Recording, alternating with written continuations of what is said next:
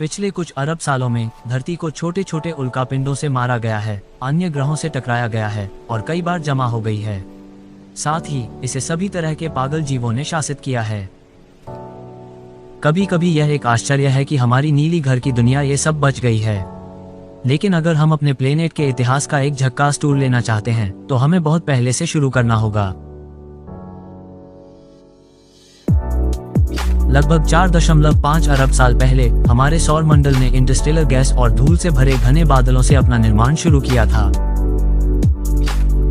इस बादल से घुमती हुई पदार्थ की एक डिस्क बनी जिसमें धीरे धीरे गर्माहट हुई और गर्माई जा रही थी जब तक हाइड्रोजन हीलियम में नहीं घुल जाता। और बस ऐसे ही हमारे सूरज का जन्म हुआ और बेबी अर्थ भी अपने रास्ते पर था। हमारे तारे के जन्म के बाद स्पिनिंग डिस्क के सबसे दूर के कोनों पर सभी मामलों ने एक साथ जमा होना शुरू कर दिया। ये गुच्छा हमारे सौर मंडल में ग्रहों और चंद्रमाओं के लिए बीज बने। जैसे जैसे उन्होंने अधिक पदार्थ जमा किए वे बड़े और गोलाकार होते गए। सौर मंडल के ठंडे क्षेत्रों में ज्यादातर ठंडे झुरमुट में बर्फ, तरल पदार्थ और गैस होते थे। सूर्य के पास सभी पत्थरीय सामग्री ने मंगल और पृथ्वी जैसे आंतरिक ग्रहों का निर्माण किया। यह नई पृथ्वी ज्वालामुखीय रूप से बेहद सक्रिय थी। इसने हाइड्रोजन सल्फाइड, मीथेन और कार्बन डाइऑक्साइड जैसी गैसों को बाहर निकाला। इन गैसों ने हमारे ग्रह पर पहला वायुमंडल बनाया। डबवर्स द्वारा संचालित। और जल्द ही पृथ्वी ने एक और जोरदार टक्कर का अनुभव किया। थिया, मंगल ग्रह जैसे एक ग्रह ने हमारी नई दुनिया में टकराया। ये भयानक टक्कर पृथ्वी की ऑर्बिट के आसपास में मध के टुकड़े फेंक दिए। गुरुत्वाकर्षण ने उन्हें एक साथ बांध दिया जिससे हम अब चंद्रमा के रूप में जानते हैं। इस गर्म शुरुआती पृथ्वी पर कोई समुद्र नहीं था। उस समय पृथ्वी पर पानी का कोई सागर नहीं था। लेकिन 3.8 अरब साल पहले हमारे प्लेनेट की ठंडक पर्याप्त हो गई थी जिससे पानी घना होकर तरल हो गया। युवा पृथ्वी को पहले आदिम महासागर ने ढक लिया था और उसे पानी वाली दुनिया बना दिया। डबवर्स द्वारा संचालित। तो इस सारे पानी के साथ जीवन लगभग 3.7 अरब साल पहले पृथ्वी पर उभरा। डबवर्स द्वारा संचालित। लेकिन उससे लगभग 1 अरब साल बाद ही कुछ जीवों ने दुनिया का कोर्स बदल दिया। पृथ्वी बहुत देर तक पानी की दुनिया नहीं बनी। जल्द ही प्राचीन समुद्र से पहले पहला महाद्वीप उभरा। इन्हें साइंटिस्ट स्ट्रेटन कहते हैं। जैसे जैसे समुद्र से ज्यादा जमीन उठने लगी, ग्रह पर पहला सुपरकॉन्टिनेंट नजर आया। वालबारा बिल्कुल सुपरकॉन्टिनेंट नहीं था।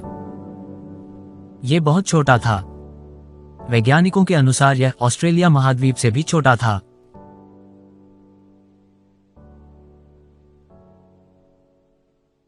अंत में कुछ ऑक्सीजन उत्पादक थे जिनसे पृथ्वी के वायुमंडल को और अधिक मेहमान नवाज बनाया जा सका।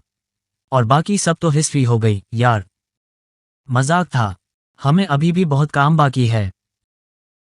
इस सब नए ऑक्सीजन के साथ पृथ्वी के वायुमंडल में कार्बन डाइऑक्साइड की मात्रा बहुत कम थी और इससे पृथ्वी ठंडी ठंडी हो गई।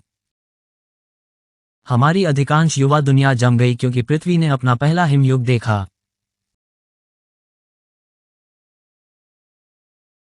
अब जब पृथ्वी का वातावरण बदल रहा था, महाद्वीप भी आगे बढ़ रहे थे। वे टूट गए और अगले सुपरकॉन्टिनेंट में फिर से जुड़ गए। रोडिनिया। रोडिनिया वाकई एक सुपरकॉन्टिनेंट था। और जीवन, ठीक है, जीवन अंततः अधिक जटिल होने लगा। पर फिर कुछ ऐसा हुआ। रोडिनिया टूट गया और एक नया सुपरकॉन्टिनेंट बना। यह एक के नाम से पनोटिया था। तब लगभग 540 और 485 मिलियन साल पहले नए जीवन का एक बड़ा आगमन हुआ था। इस समय को कैम्ब्रियन विस्फोट कहा जाता है। और इस दौरान विकसित होने वाले जानवरों में शंख या कंटीले जैसे कठोर शरीर के अंग थे। सबसे फेमस थे वो एलियन जैसे दिखने वाले ट्राइलोबाइट्स। लगभग 440 मिलियन साल पहले जलवायु अचानक बदल गई थी और समुद्र का तापमान बहुत ज्यादा बदल गया था। पृथ्वी ने अपनी पहली विलुप्ति की घटना देखी है। इसे ऑर्डोविशियन सिलुरियन विलुप्ति कहते हैं। 420 से 350 मिलियन साल पहले पहले पेड़ पृथ्वी की मिट्टी से उठे थे और पहले जानवर भी जमीन पर आने लगे थे।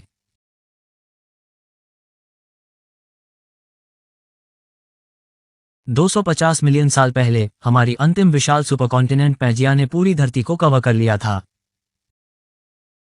दुख की बात है, इस अवधि में पृथ्वी ने हमारे इतिहास में सबसे बड़ी सामूहिक विलुप्ति की घटना ग्रेट डाइंग देखी थी। पृथ्वी पर भारी मात्रा में ग्रीनहाउस गैसें और त्वरित ग्लोबल वार्मिंग के कारण लगभग 90% प्रजातियों का समाप्त हो गया।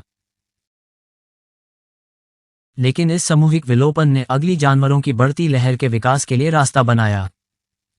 240 से 230 मिलियन साल पहले पहले डायनासोर्स नजर आए।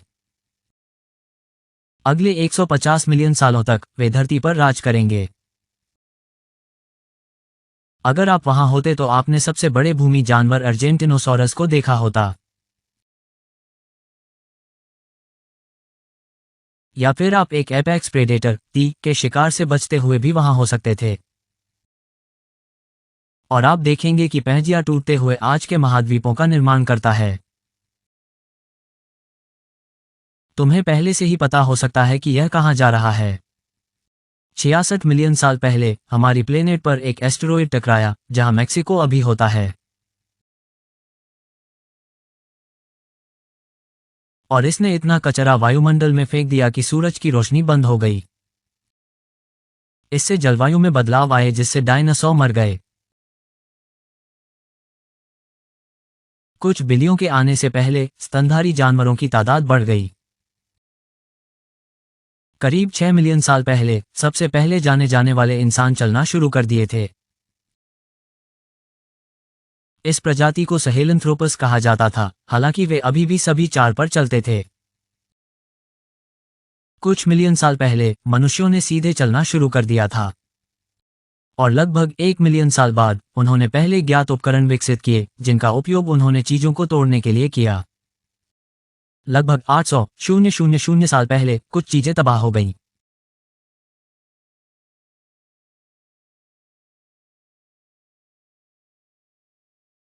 उनके दिमाग अब और भी तेजी से विकसित हो रहे हैं। ये लोग एक दूसरे और आसपास की दुनिया से नए तरीकों से जुड़ना सीख गए। फिर 40,000 से 15,000 साल पहले होमो सेपियंस को छोड़कर अन्य सभी मानव प्रजातियां विलुप्त हो गईं। 10,000 साल पहले पृथ्वी ने अपने सबसे पहले किसानों को देखा।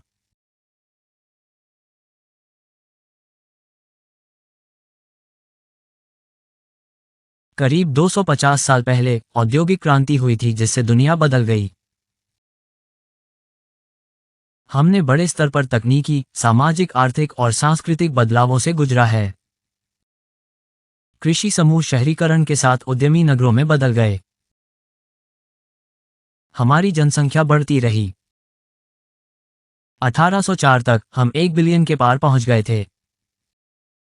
1927 तक हम 2 अरब तक पहुंच चुके थे। और 1960 के बाद से वैश्विक आबादी बहुत तेजी से बढ़ती रही है, जबकि अब तक पहुंच गई है 8 अरब से अधिक लोग। और अब मानवता के लिए एक नया खतरा है, मानव अस्तित्व और पृथ्वी पर जीवन के कई अन्य रूपों के लिए भी।